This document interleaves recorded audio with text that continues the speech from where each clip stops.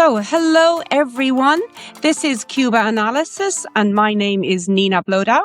I'm co-hosting today with Helen Yaffe, and we are joined today by someone who needs little introduction to many of our listeners, but Vijay Prashad, Executive Director of the Tricontinental Institute for Social Research and Chief Editor of Leftward Books, author, editor of multiple books, among many other roles. In fact, you have a lot of roles, Vijay. We could be here for a while. So we'll get down to having a conversation, and welcome. It's great to be with you. And I just want to say that 10 years ago, I met Helen at a commemoration of the Tricontinental Conference in Coimbra in Portugal. And I think that was the first time I met you, Helen. And so Tricontinental all the way, really. That was 2016, I think. Yeah. Yeah. That was a great meeting. Indeed. Yeah. So, Vijay, I suppose just to start with, tell us about the first time you visited Cuba. When, why, and what was your opinion? It was a long time ago. It's very hard for me now to even remember the date.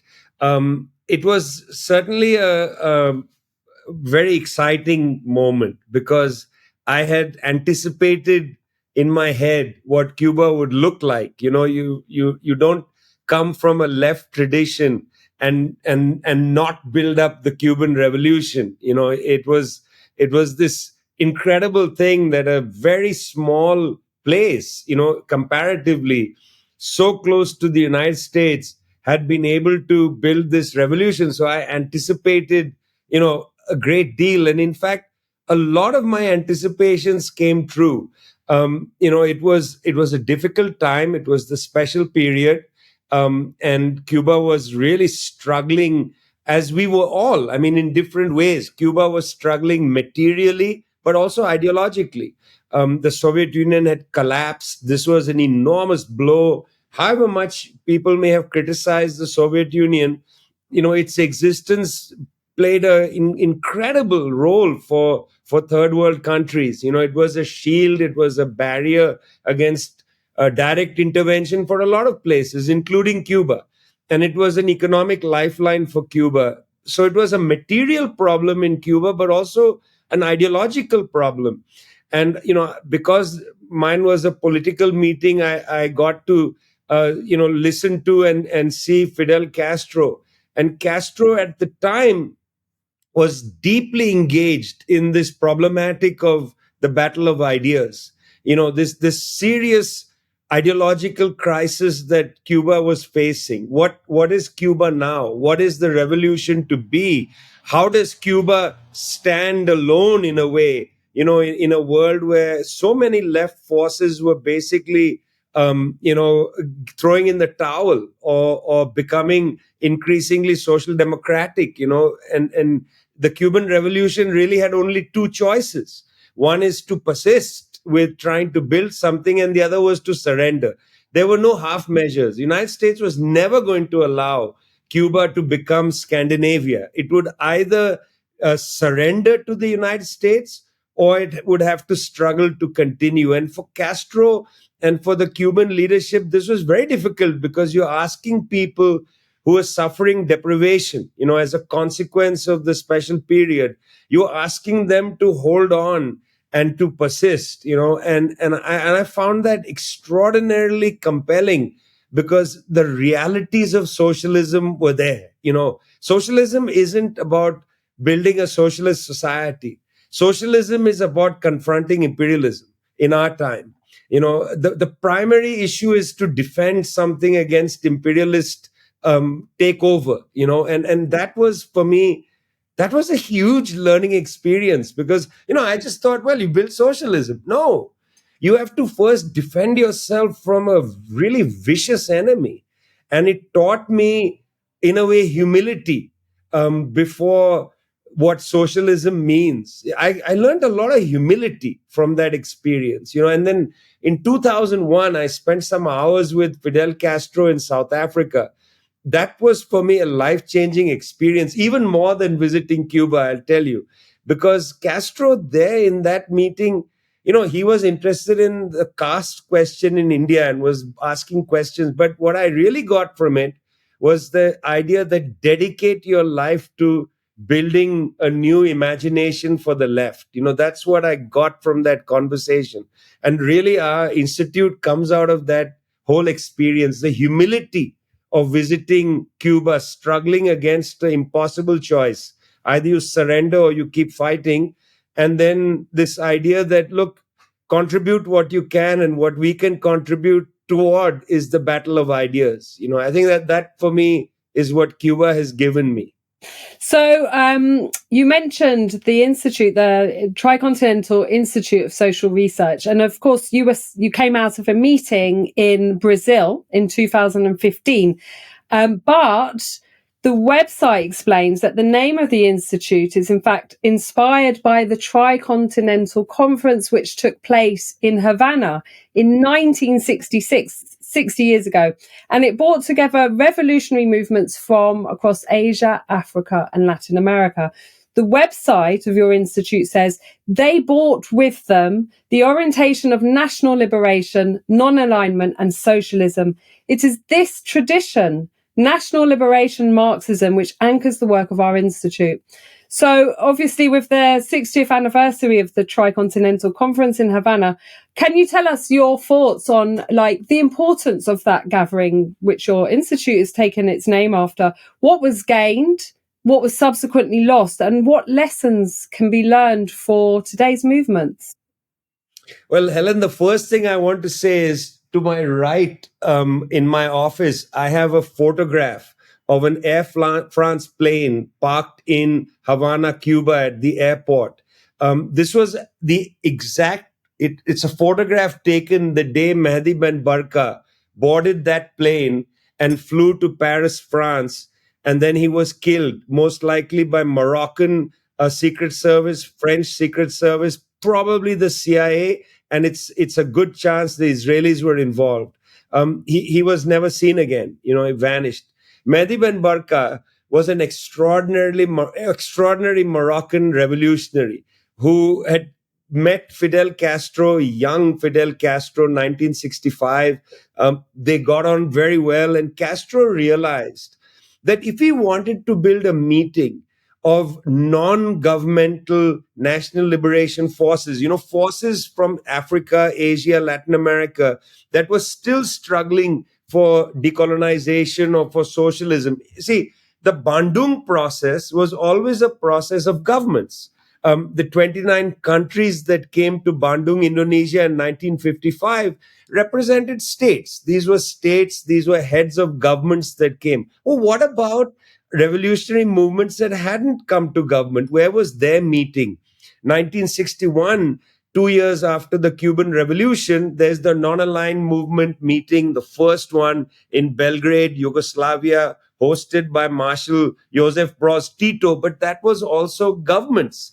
President Dorticos of Cuba represents Cuba. It's the first time really that Latin America touches the Bandung spirit, when the Cuban Revolution happens. Before that, there really isn't much of the Bandung spirit. Yes, I know. One of my favorite books, Octavio Paz's The Labyrinth of Solitude. He's not a man of the left, but in that book, he writes about effectively the Bandung spirit. It's a lovely essay on the problems of Latin America despite being independent, formally independent. He says in that book, Latin America also is part of the third world. But it takes the Cuban Revolution for institutional involvement in the non-aligned process and so on. That was 1961, the non-aligned movement founding. But Castro was not happy. Why can't we have a meeting of the revolutionary groups? Now, he couldn't, just a few years after the Cuban Revolution, 5 years or so, he didn't have direct contact with most of the revolutionary. He needed somebody to help him. When he met Mehdi Ben Barka, he said, "You're the guy. You now travel on our behalf. Go all over and gather the people to come to Havana. We want the Vietnamese there. from both the South and the North, because we want direct contact with the Vietnamese revolutionaries. We want people from Southeast Asia. We want people from across the African continent, the so-called Portuguese colonies from Mozambique, Angola, Cabo Verde. And so Mehdi Ben Barka, who was in that international world, was able to bring these contacts to bear. And through Ben Barka, the Cubans were able to build this incredible conference. It was supposed to be the first, but it was the only. It couldn't have a second. And that is complicated by all kinds of things, including the Sino-Soviet dispute, things that are now so anachronistic we shouldn't talk about them. It's unnecessary for us. But for me, what was so powerful was a couple of things. It brings together, this conference brings together the Bandung dynamic with another dynamic, which I'll talk about in a second. But the Bandung dynamic is important to emphasize. The Bandung dynamic is about sovereignty.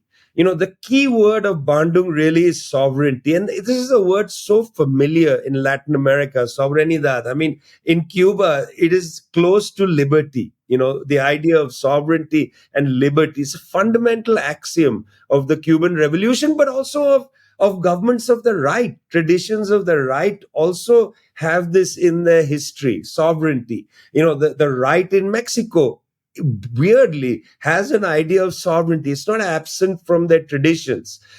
So Bandung is about sovereignty. We don't want the imperialists to dominate us any longer. But Bandung was not about class struggle. It wasn't fully about dignity. There was a lot about the economics. But in a way, Tricontinental brings together Marxism and Bandung. It brings these two things together. What do I mean by that? It brings sovereignty and dignity together. You can be sovereign from imperialism. You can say nobody can touch us, but you can have a small class that dominates the society. You can still have that. If you bring dignity and sovereignty together, in other words, sovereignty of the country, dignity of everybody who lives in the country, you are starting to move in the direction of socialism. And that's what we consider national liberation, socialism. It's the anchor of the Tricontinental. It's a misleading thing to believe that conference in 1966 was about armed struggle. And I would ask people to go and read Amilcar Cabral's speech. He's from Cabo Verde, Guinea-Bissau. And so when you read Amilcar Cabral's speech, what he says is the imperialists have imposed violence on us. We don't want violence. We don't want war. We want peace. But you are forcing us into the battlefield, and we are not going to shun from that. We are going to meet you in the battlefield because that's all you're allowing us. When we try civil struggle, legal struggle, you shoot at us, you kill us. You are imposing violence on us. It's actually a repetition of what Frantz Fanon wrote in the first section of Wretched of the Earth.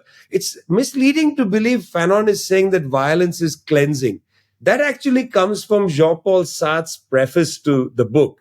In fact, the first chapter of Wretched of the Earth on violence says imperialism imposes violence on us, and we have to fight back. And we have to fight back for our dignity. Sartre takes that last bit, we have to fight back for our dignity, and I think exaggerates it, saying in order to cleanse ourselves and make us human. That's not really what Fanon is saying. But at any rate, the Tricontinental Conference was, for me, the unification of sovereignty with dignity. And that's how I understand not only historically 60 years ago what they were doing, but that's what I understand our mission today to be, which is to make the argument for sovereignty and dignity, to defend the Cuban Revolution against the possibility of surrender, which for the Cuban people is an impossibility, to defend the Cuban Revolution for its sovereignty, but then to also defend the Cubans' revolution's right to have a dignified life for everybody, not only in Cuba, but around the world. Yeah. So we'll come back to the question of defending Cuba later. I mean, you talk about sovereignty and dignity. I think the Cubans really, we can identify the bridge between the sort of independence movement and the struggle for socialism is that sovereignty and, as they put it, social justice, justicia social, which is a really key tenet of the revolutionary process. But going back to your institute and the Tricontinental, so you're releasing a dossier. The Institute's releasing a dossier which reflects on the conference and the spirit today. And also, you've written a foreword for a compilation of speeches and documents from the Tricontinental, edited by Manolo Enrique, who's the executive director of the People's Forum, another friend of ours and of Cuba. So tell us about those publications.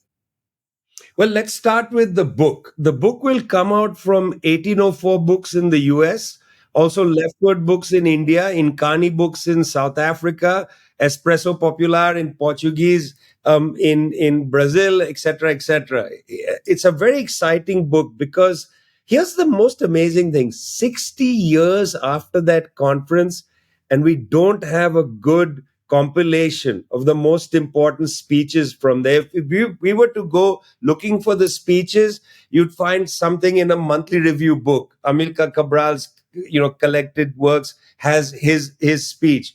You want to find Fidel's opening and closing speech, very difficult, very difficult to find it. Bits and pieces on the web and so on. There are other people's comments, just inadequate.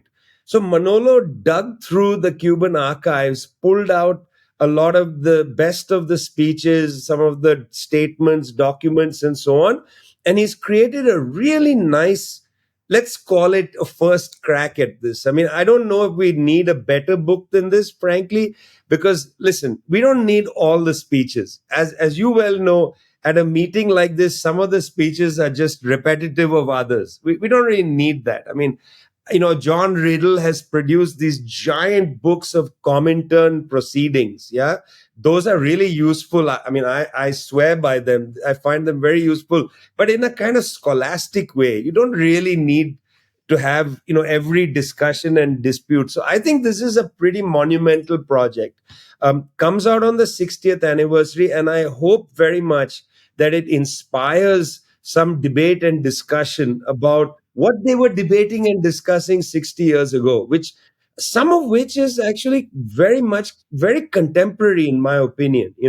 This idea of violence being forced on places, the attempt to intimidate the Venezuelan government with a military buildup in the Caribbean, the way in which Trinidad and Tobago's prime minister has worked in this, her support of the US government. There are echoes of all this in the tricontinental debates, also about military bases. The very central to the concern of the tricontinental was the kind of tentacular United States military bases, and now up to 900 of them. We did a study two years ago. It's the early numbers are simply not good. We count 900. One of them is in Accra Airport, where the United States has taken over a terminal. That's technically not counted as a base. We count that as a base. United States military can land in the airport, they can stroll into the terminal, and they walk out into Ghana without showing their passport. Incredible. That's a military base. What would you call that? So anyway, the book is going to have those concerns, and I very much hope it inspires debate, discussion, so on. Our dossier is a little narrower. It's called Imperialism Will Be Defeated, which is a line that Fidel uses in his speech in the conference. It's a line Fidel often used. Imperialism will be defeated. And what this dossier does is it sort of wraps itself around what the conference meant at the time and what it means now. So we take these two concepts of the Bandung spirit and the tricontinental spirit, and we sort of play with them a little bit in the dossier, because as I just said earlier, this idea of sovereignty and dignity, how do we figure them out, and where does class struggle come into this, because in the tricontinental spirit, you can't ignore the fact that the whiffs of class struggle are everywhere. These are people who are committed to a working class and peasant dominated society, where the owners are expropriated, and where, let's call it, the managers and so on learn to take their place in society. You're always going to have managers in a modern complicated society. It's impossible that, I actually don't accept any longer the view that every worker can be a manager. You are going to have, there are some specialized skills. Engineers are going to be necessary. People who understand how to work out packaging systems for the internet. I mean, you're going to have highly skilled workers in a society, but they need to know their place. They need to understand that they are workers, not superior to anybody else. So that's the whiff of class struggle is very much in the tricontinental, and our dossier tries to lift that up, that aspect of it up, suggesting in our time, it's not enough to talk about dignity as the needs of people, that the working class needs certain things to be dignified, but also that there's questions of power that need to be really amplified in our societies. Vijay, I want to bring you back to another book. So you're author of Washington Bullets, a history of the CIA and assassinations.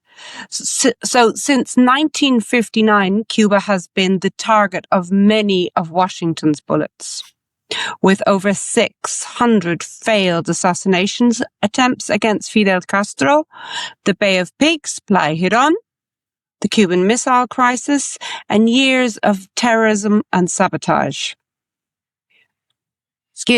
Launched by or with the support of the US government.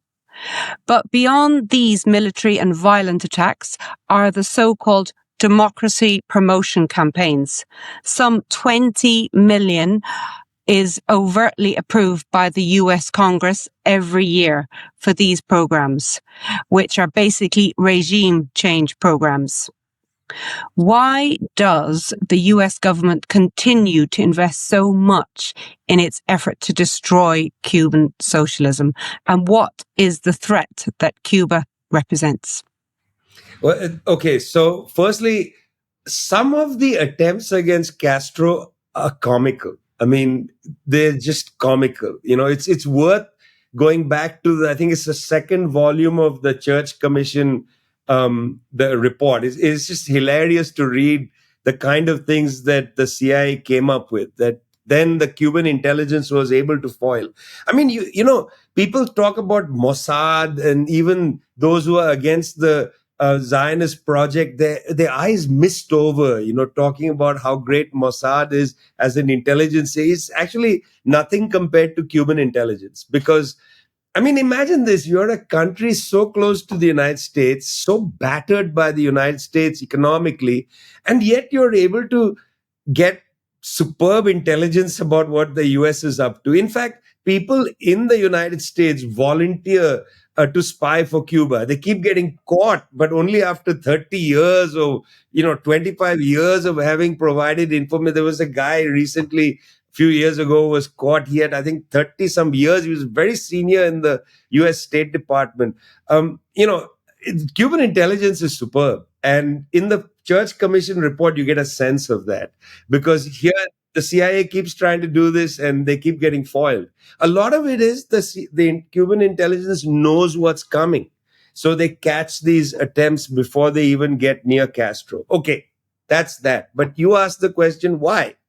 That's the great question. And so if you look at the US documents going back to the 1960s, Cuba posed two problems for the United States, two very serious problems. The first was a problem of illustration. Cuba was an example to countries not only in the Caribbean, but right up and down Latin America. It was illustrative. It was an example. It provided an example of sovereignty and an attempt to erase problems within the country. I mean, Cuban Revolution happens in 59, and it inspires copycat attempts, all the way from Mexico down to the Southern Cone. One after the other, whether it's the FOCO strategy of Che Guevara. I remember sitting with Douglas Bravo, and he was regaling me in Venezuela about, how inspired they were by the Cuban Revolution, madcap idea. Let's go up to the Venezuelan mountains and make a FOCO. I mean, these people were inspired. They scared the US government for the illustration. This is a very important issue. When the first visit Castro makes out of Cuba after the revolution is to Venezuela. And when he gets to Caracas, it's social democratic government of a kind. He gives a speech in a public roundabout, and the place is packed. People come to listen to Fidel. Yeah. They want a piece of the example. They want to have it in their countries. This was scary and continues even till now. US State Department documents are scared of the Cuban example. They can't understand why Cuba motivates so many people, the love, affection, etc. that people feel. Okay. So number one is Cuba as example. It's very dangerous, has to be snuffed out, cannot be allowed to be, the contagion cannot spread. In other words, they use words like that, sort of disease related words. The contagion cannot be allowed to spread because it might. Remember, just before this in Vietnam, they used the phraseology of the domino theory. If Vietnam falls, then the dominoes will fall. If Cuba goes, then you don't know what's going to happen in for instance, in Haiti. You see, in 59, there is the Cuban Revolution, but in 57, you had the Haitian counter-revolution, where Papa Doc Duvalier with a coup comes to power and ruthlessly crushes the opponent. What if the Cuban example spreads to Haiti? What if it spreads to the Dominican Republic? Very likely. Remember, the US intervenes militarily in the Dominican Republic in 65, 6 years after the Cuban Revolution. The example spreads. So the first problem is exemplary, or it's an illustration. The second problem is actually what bothers Washington. And the second problem is defiance. I mean, in so many US State Department reports, they say this place is defiant. How dare Castro defy us? How dare this little island, this little village, at the edge of Gaul, as the Asterix comic says, how dare Caesar sitting in Rome is angry because Asterix and Obelix are refusing to surrender. This absolute hatred of Cuban defiance should not be underestimated.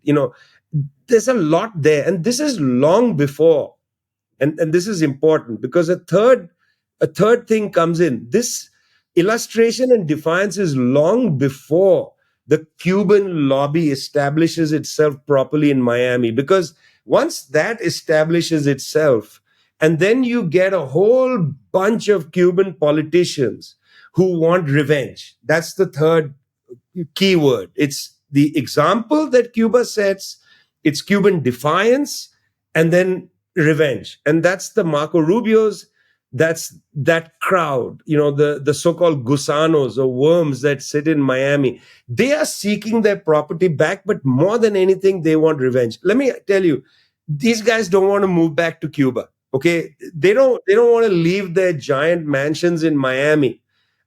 You get pretty good coastal property there if you're a Cuban sellout. You don't want to go back to Cuba. That's not their interest. They want revenge. So these are the three things I would say. Cuba is example, Cuba is defiance, and then the Cuban exiles' revenge.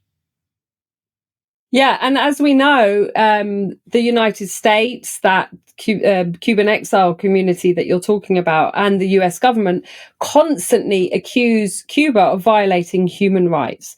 Meanwhile, they sustain a blockade of Cuba for 6.5 decades. A recent report by the United Nations Special Rapporteur on Sanctions, Elena Duhan, says that the shortages resulting from the US blockade have, and I quote, severe consequences for the enjoyment of human rights, including the right to life, food, health, and development. So can you comment on these two opposing views about what exactly violates the human rights in Cuba?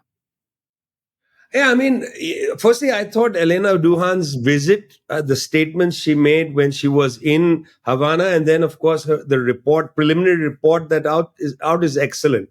And I would hope that more people will read it and circulate it. You know, sometimes I think that these reports don't actually get read enough, by the wider community. They don't even get reported on sufficiently. I mean, they get reported if they criticize a government that the United States doesn't like. But otherwise, it's really crickets. It doesn't get the attention. So I think the framing you made, Helen, is exactly correct. That there's a prior human rights violation. Firstly, the blockade of Cuba is illegal. And what do I mean by that? The United Nations Charter is the highest legal body we have in the world. I mean, that's a treaty organization, a treaty that everybody has signed as a regime in place. Yeah. In the UN, it does say that one country, can come to the United Nations and ask the Security Council, based on Chapter 6 of the Charter, ask the Security Council for a resolution for using sanctions against a country. In other words, before you get a Security Council resolution to attack a country, you can use sanctions and various means. And it lists some. Now they sound a little anachronistic, but the general vibe is there in the UN Charter. Well, firstly, there is no resolution in the UN Charter, in the UN Security Council against Cuba. There is no resolution. United States never got a resolution through the Security Council to have a broad sanctions on Cuba. There just isn't. Now, it is also true that country A, the United States, can stop trading with country B. If the United States doesn't want to trade with Cuba, it doesn't have to. Nobody's forcing it. It can withdraw all trade with Cuba. But what the US does, and where it is illegal, is it prevents other countries from trading with Cuba. That's the illegality. If the US doesn't want to trade, it doesn't need to. Nobody's forcing it.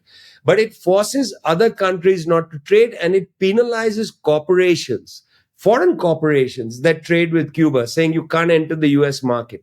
Those are secondary, tertiary sanctions. Those are all illegal.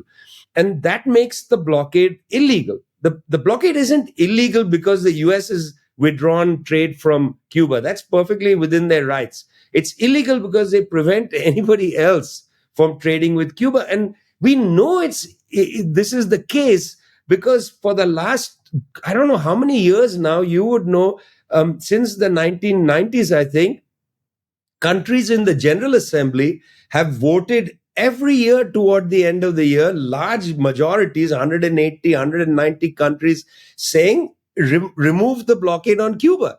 That means the majority of countries have expressed their interest in trading with Cuba. Whether they can, I'm not sure if a country in Asia is able to trade with Cuba, but whether they can or not is irrelevant. They have expressed an interest in having a relationship with Cuba that is blocked illegally by the United States. So in that sense, the prior human rights violation, as you said, Helen, is the blockade. Anything after that is irrelevant. Okay, what are you talking about? You're saying, that somebody who expresses the desire to overthrow the government is in jail. Well, in most countries, as far as I know, in the United States, if I walk down the street and say, I want Russia to invade the US and I've made contact with the Russians and we are in talks, you would go to jail because that's an act of treason. Yeah. So there are people, it's true, in Cuban prisons who have been working with the United States to overthrow with all kinds of means the Cuban state and the Cuban project. That is illegal in all countries. How is that a human rights violation? Now, I would say, well, maybe there's a different way to deal with this. We live in an upside down world. I'll give you a controversial example of this. There will be millions of people who'll say there's a genocide happening in the Uyghur communities in Xinjiang province in the People's Republic of China, where they say, well, people were locked up in camps against their will and so on. There were over 1 million people killed in Iraq by an illegal US invasion. These same voices were silent then. Nobody talked about a genocide. There is not 1 million people killed in Xinjiang. There is not even 100,000 people killed in Xinjiang. And yet people say, well, it's a huge human rights disaster. Where were you even till today?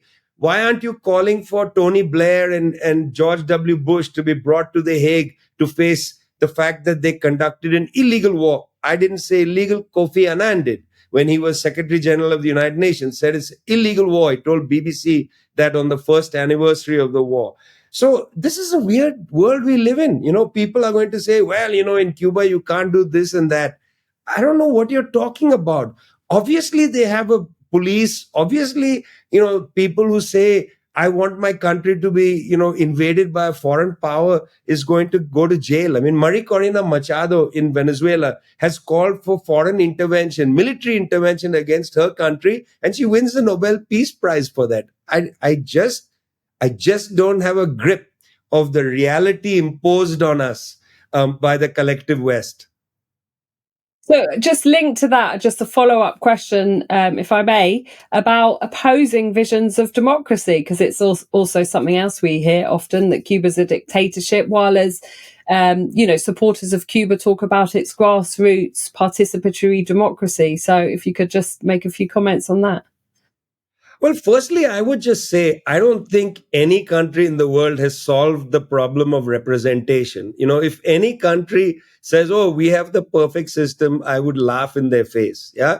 United States has this crazy 18th century anachronism called the Electoral College. There's so much money in elections.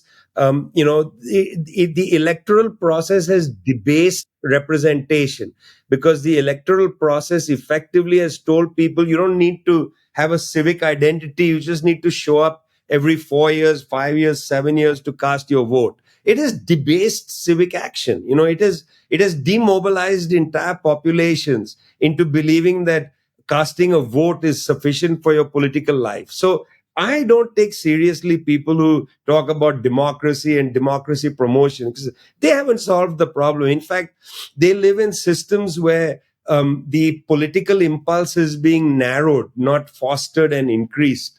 Well, look, frankly, in Cuba, it's not perfect either. They are struggling to build a process, under the conditions of constant attack.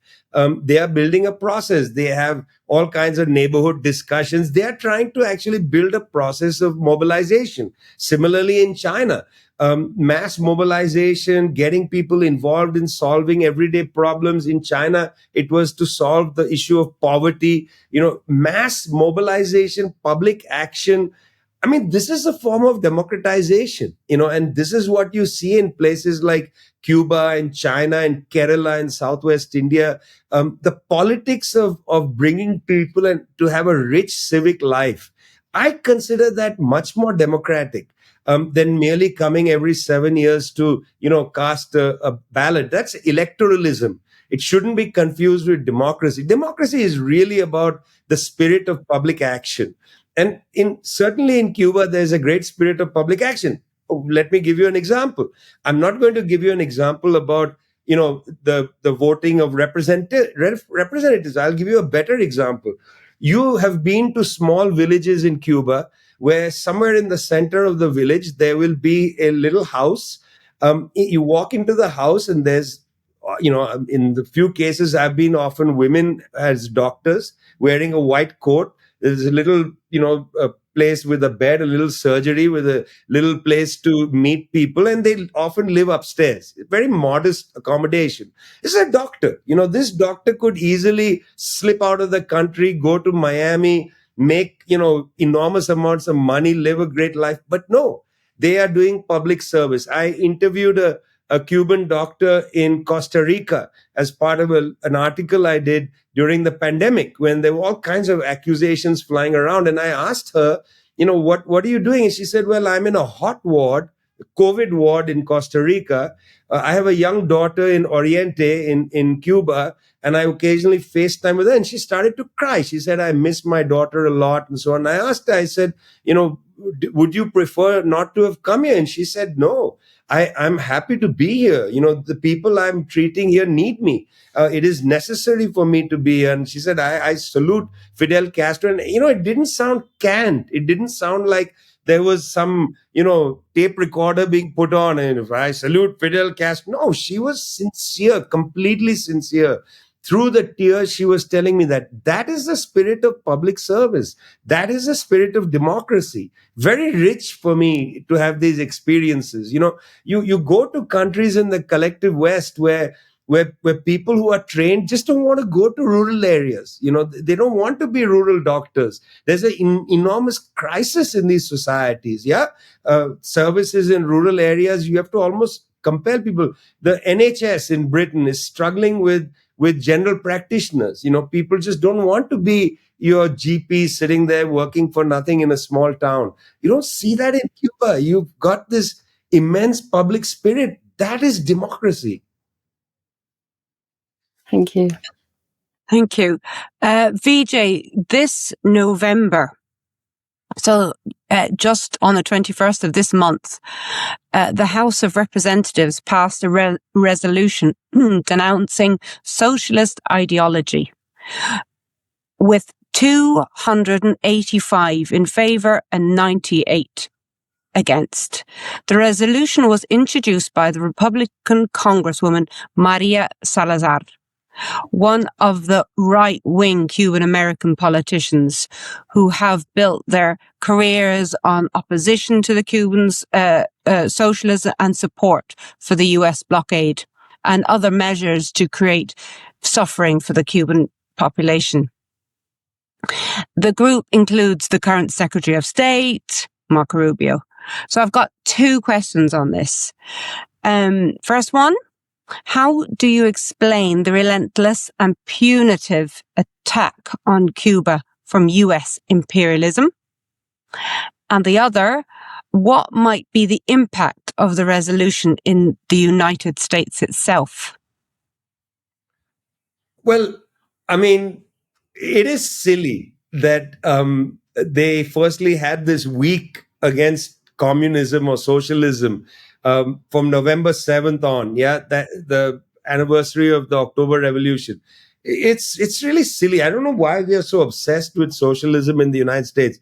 Must be because young people are getting interested in socialism. They must be reflecting on a problem. You don't condemn socialism if there is no problem with socialism. If there were no socialists in the United States, why would you bother? Well, apparently there are socialists in the United States, and increasingly people are getting attracted to these ideas. The Democratic Socialists of America are growing. This young man whose parents I know, Mahmoud Mamdani and Mira Nair's son, Zoran Mamdani, as a self-described socialist, wins the mayor's race in New York. I mean, I don't care for the debate saying, well, he's not as much a socialist as X or Y. Who cares? He's a self-described socialist. For now, take him at his word. See what these people do. I don't get involved in these sort of petty things. We are not in the moment in world history for petty disputes. This one is not exactly like that. And, that time may come later when the left is stronger. The left is so weak, it shouldn't eat itself.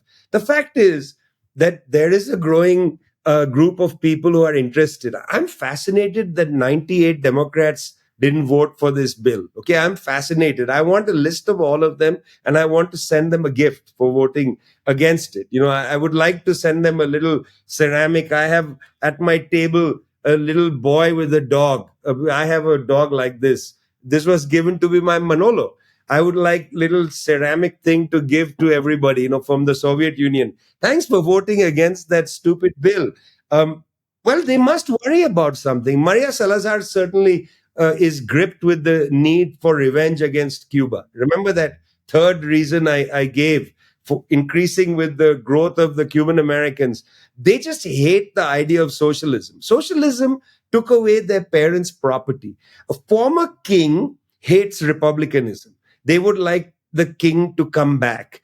The people who really hate socialism among the Cuban Americans are those who have some imagination of their lost sugarcane fields and their homes and their huge haciendas in Havana and so on. That's why they hate socialism. Um, Generally, the poor don't hate socialism for that reason. The poor will hate socialism because they are told by their religious leaders that it's against religion or something like that. But this group of people, they hate socialism because they are rich. If you look at the US Congress's composition, many of them are 100 billionaires. They are very rich people. And that's how they get into Congress. They hate socialism because socialism is the antithesis of their own social position in the world. Let's be quite clear about that. When you enter into moneyed democracy, the democracy of money, it's very convenient to walk away from socialist ideas. There's so much money out there that you can have your fingers in. You can get a little contract here. You can have your child be given a job over there. The benefits, albeit quite small and modest, getting some nepotism here and there, are still attractive for people. And then those who come from wealth are instinctively against any idea that their wealth should be taken from them. So, I mean, these bills and resolutions, they are actually illustrative of something. Interest in socialism is growing. That's absolutely true. And on the other side of it, these little group of Cuban American zealots like Marco Rubio, like Maria Salazar and people, they have the ear of Trump. They have this compelling story that they tell about their golden palaces taken away from them. Trump loves the oligarchy and the royalty. He loves gold. He hears these stories. It inflames him. He wants to build a giant golden casino in Havana. All of that is attractive. These people are nuts, man. Let's face it. When they are contra or anti-socialism, it comes from a place of insanity. Mm. You often speak, Vijay, of the importance of studying Marx and returning to the Marx analysis. Why do you think Marx remains relevant today in a world marked by neoliberalism, inequality, environmental devastation, climate change, the migration crisis, wars, and inter-imperialist rivalries? Well, look, frankly, the world is a very complicated place. Yeah. And there are so many things happening and there's so many systems in play that are very difficult to understand. One of the great things about Marx is that he almost just sheltered himself, read as much as he could about the world and tried to systematize it.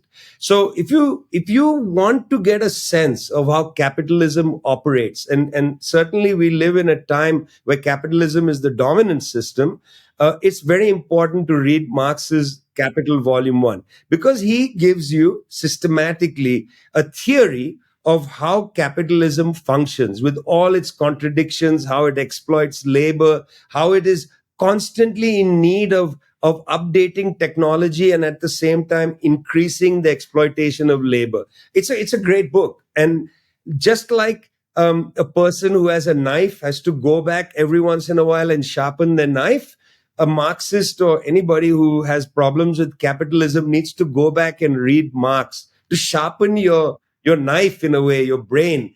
That doesn't mean that Marx's Capital explains the world. It just sharpens your own theoretical tools and arsenal so that you can go out there and better understand the complexities. There's a lot of things Marx doesn't write about. I mean, he's not a god. He's not a prophet even. He didn't go up a mountain and God gave him the book and he brought it down and dropped the fourth volume by accident. You remember that scene from A History of the World by Mel Brooks where Moses comes down with 15 commandments and accidentally drops one of the things and he says, I've brought 10 commandments, and comes down. Marx didn't do that. He actually studied and wrote these books. He's not a prophet. He's simply a very, very clear thinking person who understood capitalism in his day. And therefore we return to the text to sharpen our theory of capitalism structure and then come and try to amplify it with the digital economy with different aspects that were not around in his day. We need to understand things that he was not gripped by. I'm not a religious Marxologist who keeps going back to Marx to find the apposite quotation, and that's not how I deal with Marx. I read Marx to throw the book against the wall, to be frustrated with him. Like, why didn't you explain that in a clearer way? I'm not getting it. I read Marx to sharpen my own thinking, not to open the page to find the truth. So that leads me really nicely, actually, to the next question, which is that you've talked about left liberals and socialists in the imperialist countries or the developed capitalist countries who learn about socialism from books and theory. And then they criticize the underdeveloped countries like Cuba, which have tried to build socialism, for not meeting their theoretical standards. Why is this idealism or criticism wrong? And how does it damage movements in their own countries, in the imperialist countries? See, there's a point after Marx finished writing contributions to the critique of political economy where his dear friend Frederick Engels, and by the way, every writer needs a friend like Engels, because Engels read that book and then wrote, I think, 5 book reviews of it, okay, in different places, unsigned. You need a friend like that, just to keep reviewing your book, because people nowadays are just not reviewing books like they used to. Yeah, you need an Engels. Anyway, in one of the 5 reviews, Engels wrote that history moves in zigs and zags. And I remember reading that and thinking, wow, that's just a beautiful way to imagine history. It's not a straight line. It's not reversals. It's zigs and zags. It gives you both a sense of hope and an understanding of why there are setbacks and defeats. And I think people who build socialism instinctively understand that there are zigs and zags. You're going to, if particularly in a poor country, all revolutions have happened in poor countries. You're going to have to build the productive forces. You're going to have to make concessions. Lenin writes about that during the new economic policy in China. There were so many first errors, backyard furnaces, all kinds of ways to build steel didn't work. Well, then you got to make concessions. You got to deal with the Japanese. You got to talk to the people in Singapore. That's the reform and opening up period led by Deng Xiaoping. Lots of interesting maneuvers, to try to build your productive forces. They are struggling to build socialism. At the end of the day, their goal is socialism. There are zigs and zags. There are going to be concessions. The question is, are the quantity of concessions sufficient to ruin the quality of your project? That you've made so many concessions that the project disappears. That's always the fear. There was a point in China where that was a serious fear when Xi Jinping comes in. He tries to whip the country away, zag away from the concessions to capital. Says every university must have an institute of Marxism, says that we have to emphasize red culture, build museums about communist history. We have to mobilize people. The pandemic came, mobilize 1 million cadre to go out there and end poverty. That was a zag, move back to the traditions of the left. Zigs and zags are a necessary part of constructing socialism.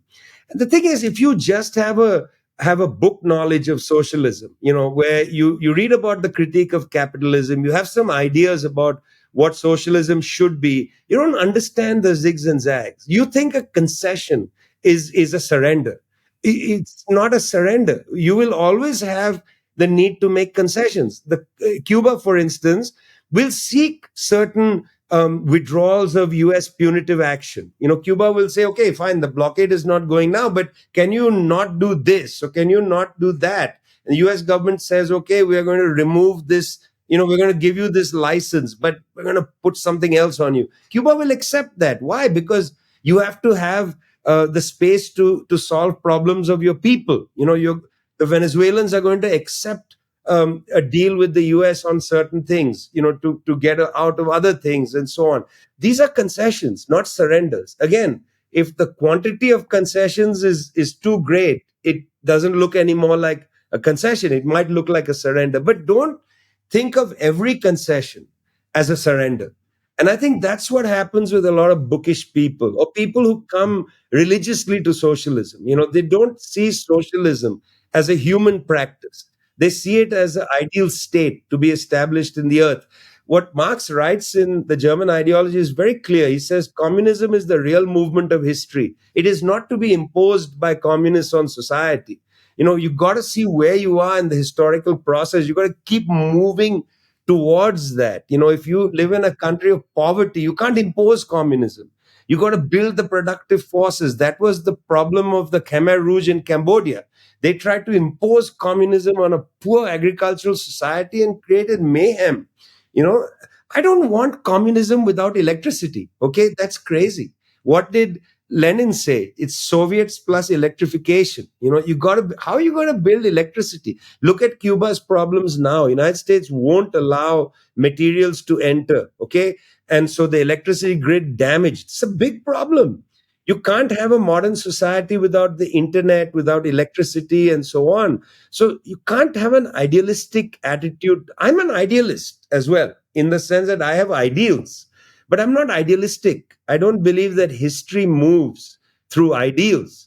History moves through material processes in the class struggle.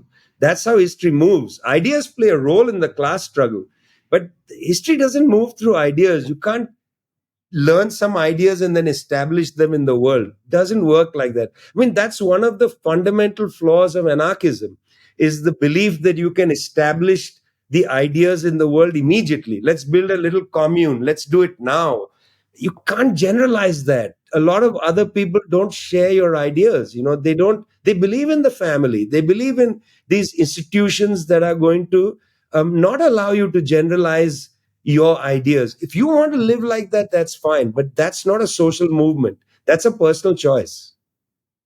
Yeah, I just wanted to make a quick comment on that, and it's something you've touched on in other interviews, I think, Vijay, is that culture when you go to Cuba, that culture of caring, that culture of when they, and now Cuba is in this massive crisis, when they see someone really struggling, they almost take that as a collective failure and their responsibility.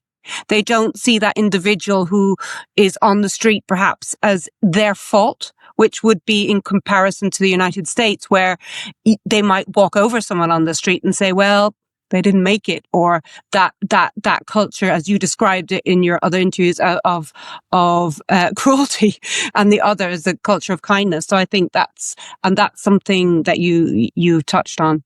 So to bring me on to my next question, Cuba has been plunged into that severe socioeconomic crisis. Did you witness that in your last visit to Cuba? And what is the importance of international solidarity?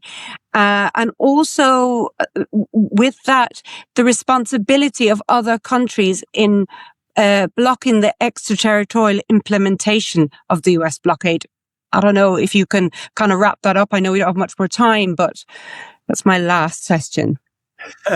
That's a lot of questions in one, but let's see. Let's try to do it briefly. Yeah. So, firstly, no country has an obligation to do anything in this world. We don't have that system in place. Of course, there's international laws and so on, but for God's sake, Keir Starmer is a human rights lawyer, who has been willing for decades before he became the prime minister to violate international human rights law. Where's the obligations? Yeah, I don't think we can imagine the world as a place of interstate obligations. That system has not worked for a long time. We have to establish that system. I agree. That's the laws that exist. The treaty obligations are there, but states don't live like that. You talk about the climate fund, where states were supposed to contribute so much money and the contributions are minimal. There's an agreement to contribute, I think, 0.5% of GDP to overseas development aid. That has been scrapped and so on. The more important and compelling obligation is to spend 5% of your GDP on the military, because Trump said so. There's no treaty obligation for that. So the idea that states are obliged to try to break the blockade, I just think we should not live in that world. It doesn't exist. Yeah. We want that world, but it doesn't exist. Otherwise, you drive yourself crazy saying, why aren't they doing that? Well, they're not doing it because it's not in their class interest to do it. It's not in their national interest to do it in a way. I mean, the working class in Great Britain has not stood strongly enough to pressure the government to act in a certain way, right? I mean, the class structure in Great Britain is such, the state is a right-wing state because the right or the ruling elites dominate the country. They dominate the politics and so on. Anyway, okay, so that's that. I don't expect the obligation. Of course, the country is in a Cuba is been in an enduring series of crises since the collapse of the Soviet Union, momentarily eased up because of the Bolivarian Revolution, largely. The role that the Venezuela continues to play as a major ally of Cuba cannot be underestimated. Anybody who says I stand with Cuba but doesn't stand with Venezuela, they don't understand that if the United States attacks Venezuela and overthrows this government, Cuba will be under 1,000 million times greater pressure. Venezuela plays a key role for Cuba. So if you are pro-Cuba, you better be standing with the Venezuelans at this point. Otherwise, you just don't understand how Cuba has been able to survive through what is becoming the permanent special period. That's what we're living through. Since 1991, there's been really an ongoing cascading special period. The wave goes in and out, but overall, it's a big wave. Yeah. And that is difficult. And the strains and stresses on people are enormous. Sometimes listening to the president speak is heartbreaking because, he is a person of great sensitivity and feeling. Firstly, it's pretty cool to see a Cuban president in blue jeans.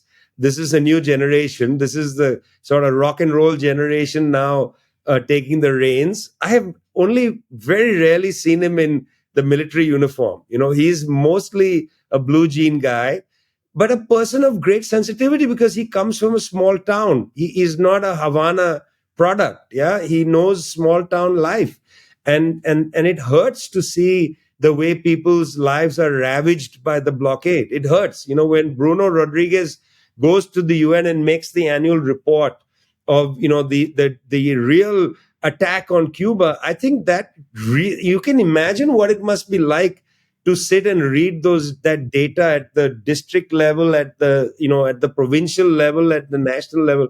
For the Cuban Revolution, this is heartbreaking. For the people involved, this is a heartbreaking situation. It's not easy. Yeah, it's just not easy. But where are the answers? Where is the greater solidarity coming from the world? I feel like that people just haven't done enough. I think that I would hope that the Chinese Revolution would contribute more. I would hope that the BRICS countries would contribute politically, if not in any other way. That Brazil, Lula is likely to win the election again. I hope that Lula, in that which will definitely be his last term, takes much stronger stands for Cuba. What Gustavo Petro did for Palestine, somebody in Latin America needs to do for Cuba. Gustavo Petro came out there so strong for Palestine, but I have not seen a Latin American politician basically stake their leadership on the defense of the Cuban Revolution. It hasn't happened. Maybe Claudia Sheinbaum will do it. Maybe Lula will do it because this is probably going to be their last terms. Of course, Sheinbaum, but Lula, I don't think at the age of 76, he's going to run again and will win again for a third term. I don't think after that he's going to have another. But in that term, I hope Brazil puts its weight behind Cuba. But I'm just fantasizing. Thank you so much. And lastly, is there anything else you'd like to add? Well, I would like to wish the podcast Cuba Analysis great success. I hope that lots of people subscribe to it. This has been an engaging conversation. I hope lots of people come on the podcast. I hope those of us in the Cuba Solidarity Movement make this our podcast. So, good luck with that. And thank you very much. I really hope it happens. Yeah. Thank you, Vijay. Obviously, it's been fantastic talking to you. We've covered a lot of ground, and I'm sure that if we continue, we'll have you back. And I look forward to seeing you at the Tricontinental Conference in Havana. Thanks a lot.